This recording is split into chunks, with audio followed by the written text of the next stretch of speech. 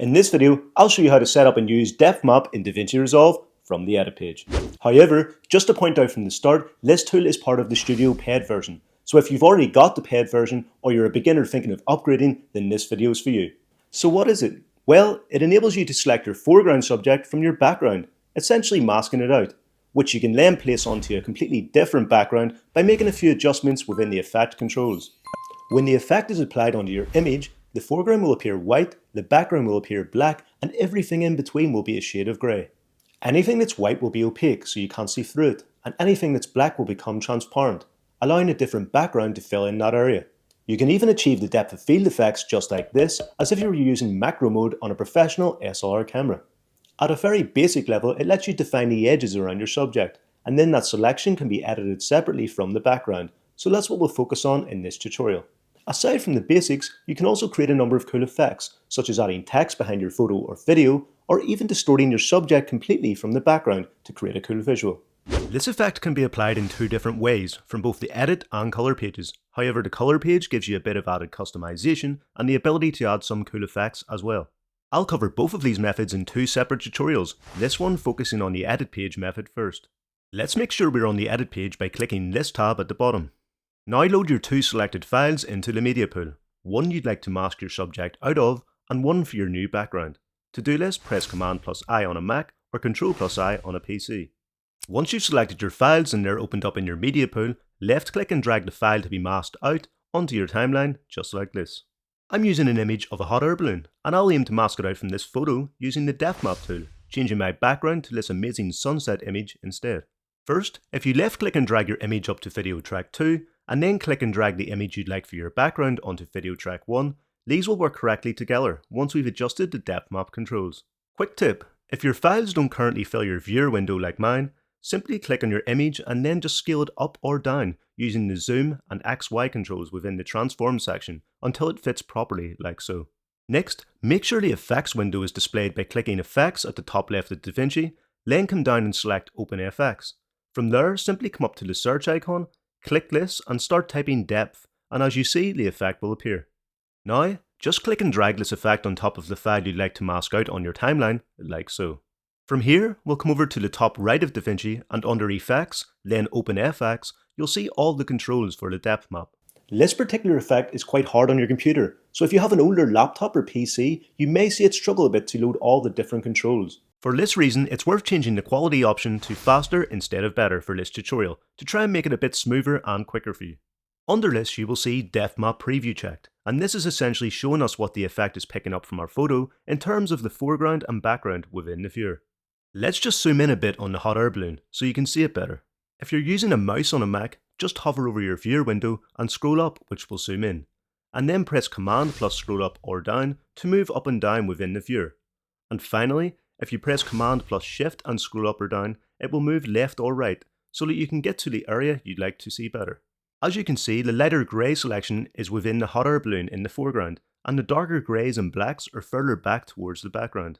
Under Depth Map Preview we have Invert, which essentially reverses the effect from the background being transparent to the foreground object being transparent. When I check Invert on, it becomes white or opaque in the background instead of black, and the hot air balloon itself is darker, which would become more transparent this way, though for this tutorial I'll keep Invert unchecked. In the selection below you'll see Adjust Map Levels with a checkbox beside it. If we click on this, it will now let us start to adjust the area we'd like to select within our image. The first control under this is Far Limit, and this adjusts the further away areas in your photo.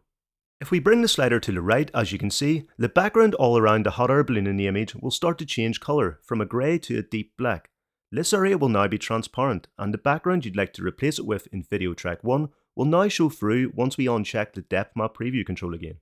However, when we do this like so, you can see that it's worked, though it appears almost like a ghost balloon instead of appearing sharp on top of the background image. If we click the Depth Map Preview on again, you will see this is because currently the area within the hot air balloon is not fully white. It's still a shade of grey, and now that we know that grey areas let part of the background appear through them as they are semi-transparent, this allows a bit of both images to show through. To fix this, we'll now come to the second option called Near Limit. If we start to slide this to the left, you'll see that the area within the hot air balloon starts to become much wider, and this is what we want. You may notice in your own image a bit of grey areas have crept back in along the bottom or sides. So if this happens to you, you'll just need to go back and adjust the far limit a touch more to the right again, which should help get rid of this. It's also worth pointing out that everyone's image will be different, and the software will affect each image differently. So it's a case of going back and forth with a bit of trial and error until we get the desired effect that we're happy with. If we uncheck Depth Map Preview again and take a look now, you'll see that the hot air balloon appears much more solid on top of the new background, which is great. If we turn on Depth Map Preview again, you'll see the next option down is Gamma. This allows you to control the grey tones within your selection. However, because we've already manipulated our image to show just black and white, we're going to leave this option for now, as it won't do much for us in this particular case. Coming down to the next section called Isolate Specific Depth. This does a similar job to the Adjust Map Levels section we've just walked through. I'll now set up a duplicate image and background on my timeline to show you how controlling this particular section affects the outcome. If I reset the Adjust Map Levels section by clicking the circular arrow to the right of it, it will disable that section, as if we hadn't made any adjustments at all, so we can now focus on the Isolate Specific Depth section from the start. If we turn on Isolation by checking the box just here, you'll see that the first option we have is Target Depth. Currently the screen is all black, though if I bring the slider to the left, the hot air balloon starts to appear, and if we keep sliding left, the area within the balloon gets much wider or opaque, which is great. You can see that some grey areas have started to creep in at the same time though, so we'll now come down to the next option called Tolerance to fix this. If we slide this to the left, as you can see, the grey areas start to disappear and become more black or transparent, similar to what the Far Limit option achieved in the Adjust Map Levels section above. If we slide it too far to the left, however, the balloon will start letting grey areas creep back into that area, which we don't want. So just slide it back a touch to the right until your subject is fully white again, like so. You may still see, like in my example, there appears to be a slight bit of grey areas that haven't fully turned black. To fix this, I'm now going to come down to the last option in this section called Softness. If I simply drag the slider to the left, it gets rid of the last grey areas, while making the edges of your selection sharper, so now we're left with a completely black background and a white foreground. Perfect. Now, if we come up and uncheck Depth Map Preview, you'll see that we've got a pretty similar result to the first method that we adjusted. So as you can see, both sections can give you a similar outcome, but personally, I prefer using the first method, adjusting the far and near limits to achieve my outcome. Now we'll return to the original mask we were working on. The next section down is Map Finesse, and this allows you to adjust the post-processing controls to help give you a more accurate outcome. If we check post-processing on, you'll find, just like the other controls, it takes a bit of trial and error to get a result that you're happy with. If we come to the first control called Post-Filter, this can help to get a sharper edge around your subject.